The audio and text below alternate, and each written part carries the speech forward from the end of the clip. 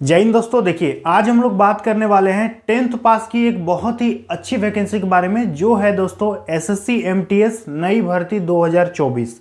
आप लोगों को पता ही होगा दोस्तों, ये वैकेंसी बहुत जल्द आ रही है। इसका अप्लाई डेट भी निकल गया है। तो यदि आप दोस्तों एसएससी एमटीएस भरने का सपना देख रहे हैं, सोच रहे हैं कि नौकरी करेंगे इस पे, तो आपको इस वीडियो को देखना चाहिए, समझना चाहिए, जानना चाहिए। क्योंकि बहुत सारे लाखों विद्यार्थी तो फॉर्म अप्लाई कर देते हैं, सब सोचता है कि चलो ना 10th पास का नौकरी भर देते हैं, हो जाएगा मेरा।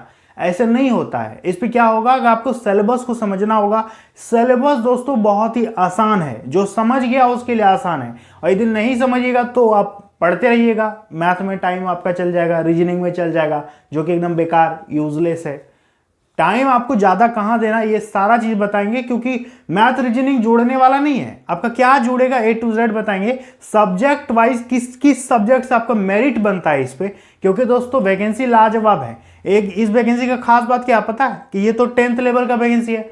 अब देखो, 10th वाला, 12th वाला, ग्रेजुएट वाला, ITI वाला, जो PG किया है, डिप्लोमा किया है, कुछ भी किया है, सब तो 10th पास है और सब इस पे अप्लाई करते हैं। ठीक है, यहां तक कि जो CGL का एग्जाम देता है ना, जो UPSC देता है, वो भी इसको भरता है। क्योंकि दोस्तों रेलवे ग्रुप डी से तो काफी बढ़िया वैकेंसी है। वो ग्रुप डी में भी 10th पास, इसमें भी 10th पास। ग्रुप डी में तो एक टेंशन है कि ITI मांगता है, और इसमें ITI भी नहीं मांगता है। 10th पास का वैकेंसी है, ऑफिस में नौकरी होगा, और लगभग 27-28 हजार आपको वेतन मिलेगा, संडे को छुट्टी मिलेगा। अब इससे ज्यादा क्या चाहिए।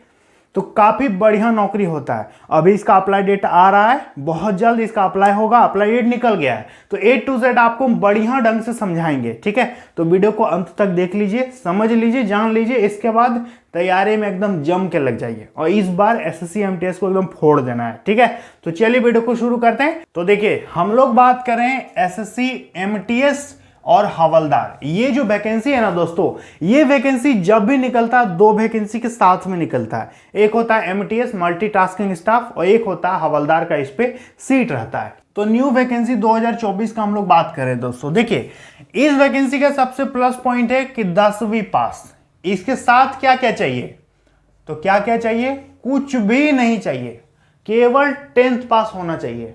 ना इस पे ITI चाहिए, ना आपका इस पे फिजिकल वगैरह कुछ नहीं होगा। एमटीएस में फिजिकल नहीं होता, हवलदार भरोगे तब फिजिकल होगा। तो इस पे हाइट का जरूरत नहीं है, चेस्ट का जरूरत नहीं है, आपका ITI नहीं चाहिए, कंप्यूटर सर्टिफिकेट नहीं चाहिए, टाइपिंग नहीं होगा, कोई एक्स्ट्रा झंझट नहीं है। बहुत सिंपल नौकरी है। ठीक है, तो 10वीं पास हो तो भर देना जरूर। रेलवे भरो या मत भरो, लेकिन इसको जरूर भरना भाई। ठीक है, देखो महिला प्लस पुरुष ऑल इंडिया के स्टूडेंट एप्लीकेबल है, फॉर्म को भर सकते हैं। उम्र सीमा देख लो, कम से कम 18 साल आपका होना चाहिए, अधिक से अधिक 25 साल। इस पे दो तरह का सीट रहता है, हम आपको पहले ही बता दिए हैं। एक में 18 से 25 उम्र मांगता है, एक में 18 से 27 साल उम्र इस पे मांगता है। ये जो उम्र हम आपको बता रहे हैं, ये बता रहे हैं UR का, जनरल कैटेगरी का। ठीक है, OBC का देख लीजिए, 3 साल उम्र में छूट मिलेगा, SC ST को 5 साल की उम्र में छूट मिलेगा। अप्लाई करने में फी लगेगा केवल 100 रुपया, और SC ST महिलाओं का तो पैसा भी नहीं लगता, इनका फ्री में फॉर्म फिलअप होता है। ठीक है, अप्लाई डेट देख लीजिए दोस्तों, 7 मई, ध्यान से देखिए, 7 मई 2024 से फॉर्म चालू होगा। इसको समझना बहुत जरूरी है, अंत तक जरूर देखिएगा। 7 मई से फॉर्म चालू होगा, दिमाग में नोट कर लीजिए। 6 जून को खत्म हो जाएगा फॉर्म।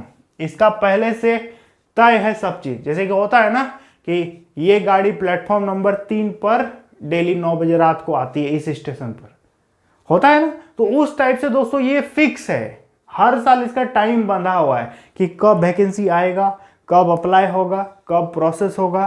क्योंकि अगला बार फिर से इसको वैकेंसी निकालना है, इसलिए इस सब में देरी नहीं होता है। ठीक है, मेहनत करोगे तो नौकरी हो जाएगा। 6 जून लास्ट रहेगा। एग्जाम डेट देख लीजिए दोस्तों, एग्जाम आपका सितंबर अक्टूबर में आपका CBT परीक्षा ले लेगा। ठीक ना, अब बात करेंगे सिलेक्शन का प्रोसेस। ध्यान से सुनिए, सिलेक्शन का जो प्रोसेस है ना, मेनली 3 स्टेप में इसका कंप्लीट हो जाएगा। पहला आपका रिटन टेस्ट होगा, जो कि ऑनलाइन मोड में होगा। इसके बाद फिजिकल होगा, ओनली हवलदार पोस्ट के लिए फिजिकल होगा, और फिजिकल भी केवल नाम मात्र का फिजिकल होता है। फिजिकल में आपको पैदल चलने वाला फिजिकल होगा, ऐसा थोड़ी कि दौड़ना पड़ेगा। इस पे वॉकिंग होता है। ठीक है, बहुत सिंपल रहता है।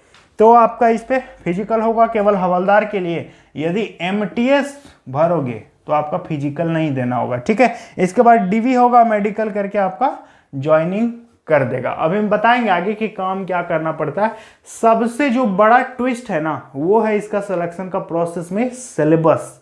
सिलेबस बहुत मस्त है। देखो सिलेबस की बात करेंगे जो दोस्तों, जो न्यू सिलेबस, ध्यान दीजिएगा, इसका सिलेबस 2 पार्ट में डिवाइडेड रहेगा। ध्यान से देखिएगा, यही समझना बहुत जरूरी है। इसका सिलेबस 2 पार्ट में डिवाइड होता है। इसको बोलता है सेशन 1, ठीक है। इसको क्या बोलता है? सेशन 1, और इसको बोलता है सेशन 2। समझ में आ गया? ये हो गया सेशन 1 और एक होता है सेशन 2। सेशन 1 जो है ना ये केवल पास करने के लिए है, क्वालिफाइंग है, ठीक है। और ये जो है मेरिट में जुड़ेगा, मेरिट में ऐड होगा। समझ में आ गया? इस पे केवल पास करना है, ये आपका मेरिट में जुड़ेगा। लेकिन सबसे बड़ा जो प्रॉब्लम है कि जब तक आप इस पे पास नहीं कीजिएगा ये वाला आपका चेक नहीं करेगा। क्लियर है? जब तक इस पे पास नहीं कीजिएगा ये वाला आपका चेक नहीं होगा। इसका कोई वैल्यू नहीं है, केवल पास करने से इस पे मतलब है। आपको जो नौकरी मिलेगा, आपका जो कट ऑफ बनेगा दोस्तों, वो बनेगा सेशन 2 के आधार पर। Is that clear? अब इस पे जो यदि पास करना है तो इस पे क्या आएगा और इस पे क्या आएगा, ध्यान से देखो। तो इस पे जो है दोस्तों सेशन 1, और हाँ एक चीज बता देते हैं कि दोनों एग्जाम एक ही दिन होगा। सिस्टम में बैठोगे टेबल पे, वहां आपके सामने मॉनिटर रहेगा, कंप्यूटर स्क्रीन। सबसे पहले ये वाला खुलेगा, फिर ये वाला खुलेगा। क्लियर है? देखो सेशन में 1 में दोस्तों आपका 2 सब्जेक्ट से क्वेश्चन आएगा। मैथ से 20 क्वेश्चन पूछेगा, दूसरा रहेगा रीजनिंग, इससे पूछेगा 20 क्वेश्चन। टोटल कितना हो गया? 40 क्वेश्चन हो गया ना। प्रत्येक क्वेश्चन 3-3 नंबर रहेगा, तो कितना हो गया? 120 नंबर का आपका क्या हो गया दोस्तों? सेशन 1 हो गया 120 मार्क्स का। क्लियर है? इस पे केवल पास करने का आपको जरूरत है। यदि आप जनरल कैंडिडेट होंगे तो आपको 30% नंबर लाना होगा, 120 का 30%। यदि आप ओबीसी और ईडब्ल्यूएस होंगे तो आपको केवल 25% नंबर लाना होगा, आप पास हो जाइएगा, ठीक है। और पास हो जाइएगा मतलब क्या? नौकरी मिल जाएगा? नहीं, यहां तक पहुंच जाओगे, ये वाला आपका चेक करेगा, ठीक है। इसके बाद एससी एसटी को 20% नंबर यहां पर लाना पड़ेगा। क्लियर है? ये है पासिंग नंबर। अब इस पे सवाल तो हमने आपको बताया कि मैथ पूछेगा, रीजनिंग पूछेगा, यानी मैथ रीजनिंग आपको केवल पास करने के लिए है। आपको नौकरी नहीं दिलाएगा मैथ रीजनिंग। नौकरी जो दिलाएगा वो है दोस्तों, आगे हम बताएंगे वो क्या है। तो मैथ रीजनिंग 20-20 ठो आएगा। समय कितना मिलेगा? 45 मिनट का इस पे टाइम देगा, 45 मिनट, ठीक है। और इस पे माइनस मार्किंग जो है ना नहीं रहेगा। सेशन 1 में नेगेटिव मार्किंग नहीं रहता है। क्या? सेशन 1 में नेगेटिव मार्किंग नहीं होता है, लेकिन सेशन 2 में नेगेटिव मार्किंग होता है। ध्यान से सुनिएगा। तो इस पे आपको कोई दिक्कत है बताइए? Math 20 question, reasoning 20 question, 40 question हो गया टोटल। प्रत्येक क्वेश्चन 3-3 नंबर, 4-3 12, 120 नंबर का हो गया एग्जाम। पास करने के लिए इतना इतना नंबर लाना होगा, टाइम मिलेगा 45 मिनट, और नेगेटिव मार्किंग नहीं रहेगा। सेशन 1 का फंडा क्लियर। अब हम आपको बताते हैं सेशन 2, जिससे आपको नौकरी मिलेगा, यही मेरिट में जुड़ेगा। लेकिन यहां तक पहुंचने के लिए ये वाला आपको पास करना होगा। अब आप बहुत सारे लोग मुझे कमेंट करेंगे कि सर हम तो वहां पहुंच गए, हम तो दोनों एग्जाम दे रहे हैं, तो आप क्यों बोल रहे हैं कि वहां तक पहुंचेंगे? आप दोनों एग्जाम दे रहे हैं, बहुत बढ़िया बातें हैं, लेकिन जब चेक होगा ना, कंप्यूटर जो चेक करेगा आपका आंसर, तो सबसे पहले इसको इवेलुएट करेगा। यदि आप इस पे पास होइएगा तभी आपका वो वाला चेक करेगा, नहीं तो वो छोड़ देगा वैसे का वैसे ही। आप उस पे कितना भी बढ़िया नंबर लाइएगा ना, जब तक इस पे पास नहीं हो पाइएगा आपका उठो चेक ही नहीं करेगा। क्लियर है? तो देखिए इस पे जो है आपका दोस्तों, इस पे पूछेगा जीके और करंट अफेयर्स से पूछेगा दोस्तों 25 क्वेश्चन पूछेगा, ठीक है। इसके बाद इस पे इंग्लिश से क्वेश्चन पूछेगा, इंग्लिश से 25 क्वेश्चन। तो टोटल कितना हो गया? 50 क्वेश्चन गुना 3 नंबर, तो 150 नंबर का हो गया सेशन 2, ठीक है। इस पे दोस्तों आपको समय जो है ना, समय मिलेगा 45 मिनट का, यहां भी आपको समय मिलेगा, समय दोनों में बराबर मिलेगा, क्वेश्चन का लेवल बढ़ा देगा, क्योंकि यहाँ मैथ रीजनिंग था और वहाँ पर जीके और इंग्लिश है, उस पर तो कैलकुलेशन नहीं है। देखो अब इस पे नेगेटिव मार्किंग जो है ना, इस पे नेगेटिव मार्किंग है भाई, 1/3 का नेगेटिव मार्किंग है। बहुत सारे लोग बोलते हैं नेगेटिव मार्किंग नहीं है, हाँ नहीं है, सिर्फ इस पे सेशन 1 में। सेशन 2 में नेगेटिव मार्किंग है, इस बात को भूलिएगा मत, यहाँ पर ध्यान से बनाइएगा। और मैथ रीजनिंग में तो आप ऐसे ही पास हो जाइएगा, बहुत आसान है मैथ रीजनिंग में पास होना। 30% नंबर लाना है, 120 का 30% कितना हुआ निकालो, 120 का 10% हो गया 12, 30% हो गया 12, तो ये 36 नंबर। 120 में से 36 नंबर लाना होगा जनरल को, 25% नंबर लाना है ओबीसी डब्ल्यूएस को, एससी एसटी को केवल 20% नंबर लाना होगा। क्लियर है? तो ये इस पे नेगेटिव मार्किंग है, इसमें नेगेटिव मार्किंग नहीं है। इसी में बहुत सारे विद्यार्थी मार खा जाते हैं और सोचते हैं कि मेरा हुआ कि नहीं, वो बहुत सारा गलत करके आ जाता है। तो क्वेश्चन बनाते समय आप सब बना दीजिए, सेशन 1 में कोई दिक्कत नहीं है, लेकिन सेशन 2 में सब बनाने से पहले सोच लेना कि उसमें माइनस मार्किंग है, और यही मेरिट में जुड़ेगा, इसी से कट ऑफ बनेगा। इसका कोई वैल्यू नहीं है, इसका वैल्यू बस इतना है कि आपका उठो चेक करवा दे। क्लियर है? समझ में आया? यही इसका एसएससी एमटीएस का मेन सिलेबस है दोस्तों। अभी हम आपको जॉब प्रोफाइल भी बताएंगे कि काम आखिर इस पे क्या मिलता है। तो चलिए, यहां तक उम्मीद है आप लोगों को समझ में आ ही गया होगा। अब हम आपको एग्जाम का पैटर्न तो बता ही दिए, अब हम आपको इसका जॉब प्रोफाइल बताते हैं, सैलरी बताते हैं, क्या क्या मिलता है, कैसे क्या होता है, कहाँ पोस्टिंग होता है। तो ध्यान से सुनिए दोस्तों। देखिए एमटीएस जो है ना, एमटीएस इसका काम क्या होता है? मल्टीटास्किंग स्टाफ इसका फुल फॉर्म होता है। बहुत सारे लोग कमेंट कर रहे थे कि मल्टी टैलेंटेड स्टाफ, बिल्कुल गलत। इसका फुल फॉर्म होता है मल्टीटास्क, मल्टीपल मतलब बहुत सारा। इसको हिंदी में यदि बोलेंगे तो बोला जाता है बहुउद्देशीय कर्मचारी। आपसे मल्टीपल काम करवा सकता है, ठीक है। टास्क का मतलब काम दे सकता है, और स्टाफ तो आप हैं ही। तो देखो सबसे पहले बात करेंगे पोस्टिंग का। आपका पोस्टिंग जो है वो कहां पर होगा? तो पूरा ऑल ओवर इंडिया में आपका कहीं भी पोस्टिंग हो सकता है। हो सकता है आपका अपने राज्य में हो जाए, लेकिन कोई जरूरी नहीं है, हो भी सकता है।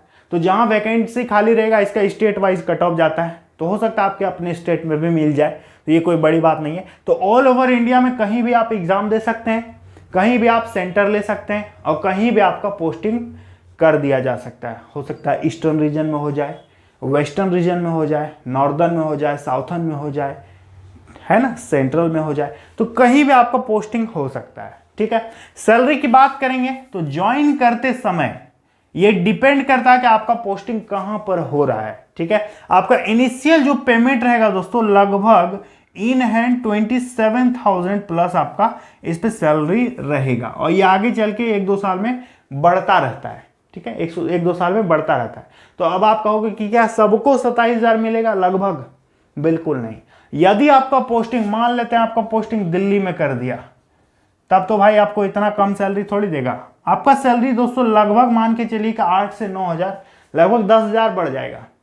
सैलरी काफी ज्यादा बढ़ जाता है। जो भी महानगर है, जो भी मेट्रो सिटी है हमारे इंडिया में, जहां पर महंगाई बहुत ज़्यादा है, बहुत बड़े बड़े शहर हैं, वहां पर यदि पोस्टिंग होती है तो वहां का पे स्केल जो है दोस्तों, आपका जो अलग से महंगाई भत्ता वगैरह ये सारी चीज़ आपको मिलती है, तो वहां पर सैलरी बढ़ जाता है, जो कि आपके लिए अच्छा है। और यदि आपका मानते हैं कि रूरल एरिया में पोस्टिंग कर दिया जाता है, जैसे आप बिहार में पोस्टेड हो, आप झारखंड में पोस्टिंग आपका हो जाता है, तो दिल्ली के मुकाबले आपको कम सैलरी मिलेगा।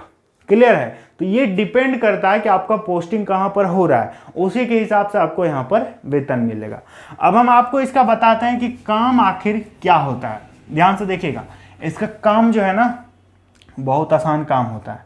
इसका काम की यदि बात करेंगे तो 1 नंबर में इसका काम होता है जेरॉक्स करना, ठीक है, फोटोकॉपी करना, ऑफिस में जितना भी तरह का डॉक्यूमेंट वगैरह है उसका फोटोकॉपी करना। दूसरा काम है दोस्तों, देखिए फाइल का रिकॉर्ड रखना। फाइल समझते हो ना, जैसे कि बहुत सारा फाइल होता है, तो कितना नंबर फाइल कहाँ पर रखा हुआ है, ठीक है, कहाँ पर क्या है नहीं है, इस नंबर का सीरियल नंबर का फाइल कहाँ है, उसको आपको खोज के देना होगा। मतलब आपके ऑफिस में जो भी डॉक्यूमेंट है वो कहाँ है, कितना नंबर वाला किस जगह है, आपको खोज करके निकालना पड़ेगा, तो उसका प्रॉपर रिकॉर्ड आपको रखना है। ठीक है, आपको ऑफिस को मेंटेन करके रखना पड़ेगा। क्लियर है। साथ ही साथ देखिए इलेक्ट्रॉनिक गैजेट जो भी होता है, ये गैजेट नहीं इक्विपमेंट बोल सकते हैं। ठीक है, जैसे कि कीबोर्ड है, माउस है, या फिर जो भी है उसका देखभाल करना, उसकी साफ सुथरा करना, और यदि आपका नॉलेज होगा तो आपको उस पर काम भी करने को बोल सकता है, जैसे कि ईमेल करना, फैक्स करना। ठीक है, तीसरा काम होता है डाक डिलीवरी। ठीक है, डाक डिलीवरी मतलब जैसे कि कोई चिट्ठी है, कोई डॉक्यूमेंट है, इसको इस बिल्डिंग से उस बिल्डिंग तक पहुंचा के आओ, या फिर इस ऑफिस से उस ऑफिस तक पहुंचा के आओ, है ना। तो ये सारा काम आपको करवाएगा। कहीं से कोई डाक आया, कहीं से कोई डॉक्यूमेंट आया, तो उसको रिसीव करके प्रॉपर फाइल में रख दीजिए। ठीक है, साथ ही साथ काम होता है कि देखिए ओपन एंड क्लोज ऑफिस को सुबह खोलो, शाम में बंद करो। ठीक है, सब खिड़की दरवाजा सब चीज़ बंद करके जाइए, सुबह आकर के थोड़ा पहले आकर के खोलिए। ऐसा थोड़ी है कि ऑफिस के जो मेन ऑफिसर हैं, पदाधिकारी हैं, वो आकर के खोलेंगे दरवाजा, आपको पहले से खोल के रखना होगा। तो ये भी काम होता है। साथ ही साथ एक और काम होता है दोस्तों कि यदि एसएससी का कोई एग्जाम होता है तो आपको एज अ असिस्टेंट वहां पर काम करने बोल सकता है। जैसे कि बहुत सारे एसएससी के एग्जाम सेंटर्स पर आप देखते होंगे कि कुछ कुछ एसएससी के एम्प्लॉय भी वहां पर मिलते होंगे, तो यहाँ पर एसएससी भी आपको ड्यूटी लगा सकती है कभी भी। साथ ही साथ एक ओवरऑल यदि बात बोले ना तो पदाधिकारी।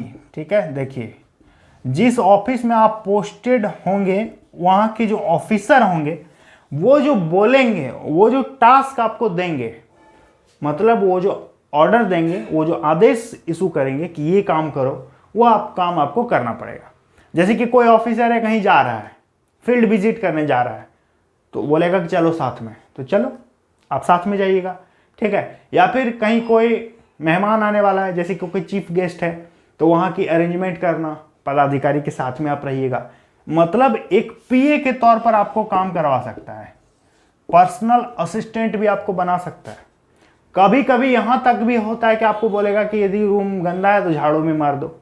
तो अपने आप को छोटा मत समझना है, क्योंकि इस पे आपके नाम के साथ में क्या जुड़ गया है, एम मतलब मल्टीपल, मल्टीटास्क। आपके नाम के आगे ही जुड़ गया कि आप एमटीएस हो, मल्टीटास्क। आप ये नहीं बोल सकते कि हम ईटो नहीं करेंगे, हम यही करेंगे, ऐसा आप बिल्कुल नहीं बोल सकते, क्योंकि इस पे एमटीएस है, मल्टीटास्किंग स्टाफ है। लेकिन ये भी मत समझना कि हमको बहुत ज़्यादा जो मन से काम कराएगा, ऐसा नहीं है। आपको अच्छा काम मिलेगा। और आज जो भी एसएससी एमटीएस में लोग जा रहे हैं वो हाईली क्वालिफाइड हैं। कोई यूपीएससी की तैयारी कर रहा था, कोई बीपीएससी भर दिया था, कोई सीजीएल कर रहा था, और स्टूडेंट पहुंच गया एसएससी एमटीएस में, क्योंकि रोजगार के हालात आप देख ही रहे हो। तो इन सारे कंडीशंस में दोस्तों सबको पता है कि विद्यार्थी पढ़ा लिखा है, उससे अच्छा खासा काम लिया जाता है। ठीक है, और ऐसा मत समझना कि झाड़ू मारने बोलेगा, पानी भरने बोलेगा, इन सारी चीज़ों के लिए अलग स्टाफ होते हैं, इनसे दोस्तों अच्छा खासा काम लिया जाता है। ठीक है, और जॉब में भी बड़ा मस्त होता है। पोस्टिंग आपका हो सकता है अपने स्टेट में हो या फिर आसपास में हो जाए, तो सैलरी भी बढ़िया मिलता है। 7 मई को इसका फॉर्म चालू हो रहा है, याद करके आप फॉर्म को भरिएगा। ठीक है, और हाँ दोस्तों, ये मत सोचिएगा कि हम तो ग्रेजुएट हैं, हमने बीएड कर रखा है, हमने कुछ भी कर रखा है। यदि आपके पास एम्प्लॉयमेंट नहीं है, आप बेरोजगार हैं, आपके पास कोई नौकरी नहीं है, तो इसको हल्के में मत लीजिएगा। साथ ही साथ यदि आप रेलवे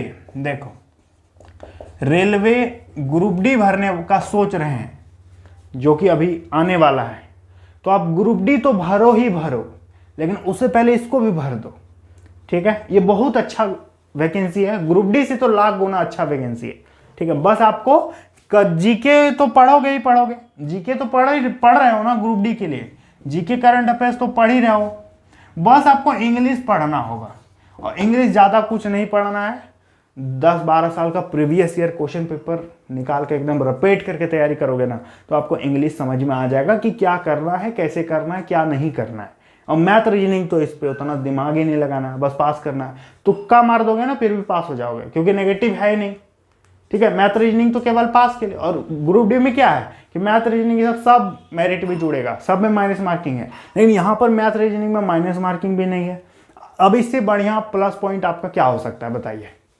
तो यदि आपको मेरे समझाने का ढंग अच्छा लगता है कि सर बढ़िया से बताते हैं, तो चैनल को दोस्तों डेफिनेटली आप सब्सक्राइब कीजिए, क्योंकि मुझे भी मोटिवेशन मिलता है कि चलो स्टूडेंट देखते हैं तो मुझे भी सब्सक्राइब कर रहे हैं। ठीक है, तो 4-5 लाख लोगों ने विश्वास करके सब्सक्राइब किया है, तो आप भी कर सकते हैं। नीचे जो काला वाला बटन है उसको दबाइए, घंटी को ऑल पे प्रेस कीजिए, इस वीडियो को लाइक करके जाइए, और भविष्य में जो भी वैकेंसी अपडेट आएगा हम उस पर वीडियो आपको जरूर देंगे। ठीक है, तो उम्मीद करेंगे आपको बढ़िया से सब चीज़ मैंने समझा दिया है।